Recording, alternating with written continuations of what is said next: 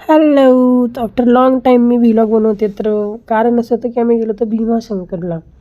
तर असंच Saturday Sunday आम्ही प्लॅन बनवलेला होता की सॅटर्डेला आम्ही भीमाशंकरला जाणार. तर सकाळी मी पहाटे 5 वाजता उठून भीमाशंकरला जाण्यासाठी तयार झालो आणि मध्ये बस थांबल्यामुळे आम्ही थोडंसं लिटल बिट फोटोशूट केले आणि आफ्टर दॅट आम्ही तिथे पोहोचलो आणि शंकराला वाहण्यासाठी आम्ही फूल आणि पूर्ण साहित्य घेतलं.